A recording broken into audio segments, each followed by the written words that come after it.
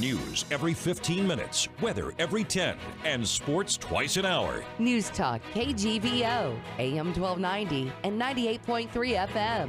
You're listening to Montana Morning with Peter Christian. The scuffle heard round the world. Good morning, everyone. Montana Morning, Thursday, May 25th, 2017. All right, now the sky's cloudy. It's 45 degrees in Missoula. Our newscast sponsored by First Montana Bank. They're your home for free centennial checking. You'll get unlimited cash back whenever you use your debit card. Our top story this morning, and really around the country, following a scuffle between congressional candidate Greg Gianforte and Ben Jacobs from the Guardian newspaper that occurred in Bozeman yesterday, Gallatin County Sheriff Brian Gutkin has cited Gianforte with misdemeanor assault charges. Here's the audio from that confrontation. Into the CVO score, because you know you were waiting to make your decision about health care until you saw the bill and it just came out.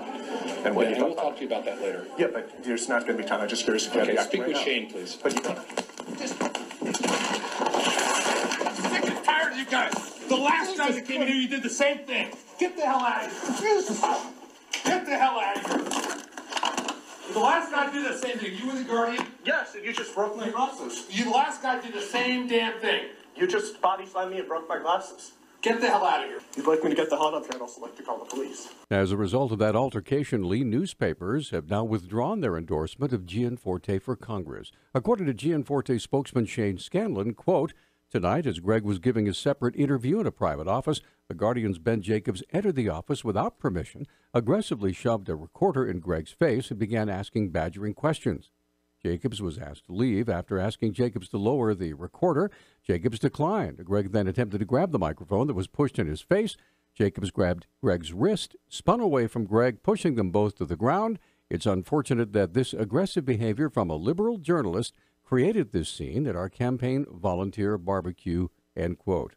The election that polls open at about 2 hours will decide, or pardon me, 1 hour. The election will decide who will take the vacant seat held by now U.S. Secretary of the Interior Ryan Zinke. Of course, that is today.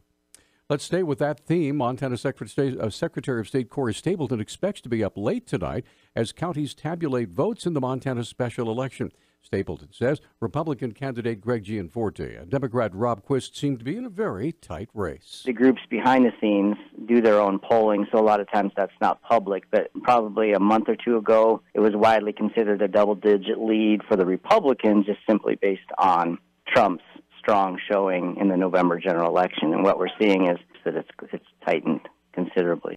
Other than voters themselves, no one yet knows what's inside those ballots. However, Stapleton says there are some hints as to what the outcome might be by analyzing where those ballots come from. Typically Democratic or typically Republican ballots that are being returned, you can kind of get a sense, but you have no idea how those people voted. So there is a slight advantage just based on historical that there's been more Republican ballots returned, but there's technically no Republican ballots. So, as you know, Montana is fiercely independent, and people can vote for whoever they want. Stapleton says he expects the final voter turnout for the special election to be higher than it was for the last presidential primary, but lower than the last general election. One more story about the special election. There is still time for Montanans to wager on who they think is going to win. Predictit is a site that allows users to bet on a vast variety of outcomes. Montana's congressional election is among them. Predictit CEO John Phillips explains. It's a $1 winner-take-all contract. If one person thinks that somebody is, for instance, going to get elected, and the other person thinks this individual is not going to get elected, they are exchange a contract worth $1, where the winner takes the complete dollar and the person who's wrong gets nothing. According to Phillips, a majority of individuals are betting on Republican congressional candidate Greg Gianforte to win the election. Forecasters think by 80 cents out of a dollar, meaning 80% chance that he is going to win. Quist is under 22 cents that he will win. These numbers have fluctuated over time. Gianforte's odds were actually higher at one point. They dipped a bit. Now they're on the way back up. Although Gianforte has a leg up when it comes to the betting pools, Phillips points out that Gianforte's 80-20 odds are almost identical to the odds that Hillary Clinton had the day she lost to President Donald Trump. And, of course, this was all before the altercation that occurred in Bozeman last night that ended up with Gianforte being cited for misdemeanor assault. The University of Montana has offered early retirement incentives to 48 tenured faculty members aged 65 and older in an effort to save money.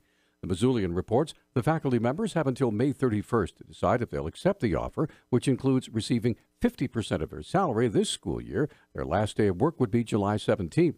The Montana legislature appropriated $2 million for buyouts, which would cover the 48 offers. Kevin McCrae, spokesman for the Office of Commissioner of Higher Education, says if not all the faculty members accept the offer, the university will look at other options. Not saying what those options are. UM estimates it needs to cut 80 to 100 faculty positions to reduce personnel expenses from 80% of the budget to closer to the norm of 72%. Missoula County Public School District 1 Superintendent Mark Thane says during this week's school board meeting, the school system asked for permission to put out a request for qualifications for potential realtors for consultation about potential sales of school-owned properties. Thane explains. As we went through our Smart Schools 2020 planning phase, some questions were raised about properties that the district holds that are undeveloped.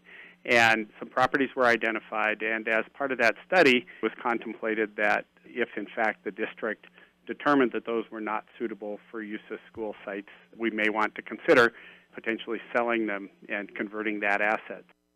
Thane says potential buyers have already requested some of the properties, none of which have schools currently located on them. 3 properties that were discussed in the Smart Schools 2020, I think, are the ones that we're focusing on right now that are undeveloped properties. We own some property. We refer to it as Rymel Road, 55th area. It's way at the top of the hill, essentially in the Heaven's Gate area up past Shadows Keep Restaurant. One of the other 3 properties is on South Avenue across from the business building. The final property under consideration is a 5-acre parcel near Maryland Park, which was considered as a potential new Cold Springs location, but was not selected. U.S. Department of Education will reconsider awarding grants to dozens of programs that help low-income students prepare for college after their initial applications were rejected due to formatting errors, such as not being double-spaced. Education Secretary Betsy DeVos told the House subcommittee yesterday in Washington her agency will reconsider the 77 rejected applications from universities and other organizations that administer upward-bound programs. The decision was made after an additional $50 million in funding for such programs was included in the recent omnibus bill to fund the federal government. The rejections drew bipartisan criticism and a request in the omnibus bill that the Department of Education reconsider those applications. More than 62,000 high school students around the country receive services through Upward Bound. Some of the programs with rejected applications have been in existence for up to 50 years. And finally, the city of Billings has been granted a 3rd year to host the NAIA Division I Women's Basketball National Tournament. Rocky Mountain College and Visit Billings hosted the tournament in March as part of a 2-year contract. The Billings Gazette reports the NAIA extended the contract for a 3rd year based on the success of last year's tournament. Our News Talk time now, 6:13. Newstalk, KGVO. Missoula's official weather station. Partly to mostly cloudy skies today with a slight chance of a shower or thunderstorm. Daytime highs will be in the mid-60s. Isolated showers and storms possible this evening. Overnight lows will drop into the 40s. I'm meteorologist Brooke Foster for Missoula's KECI 13. Right now the sky remains overcast and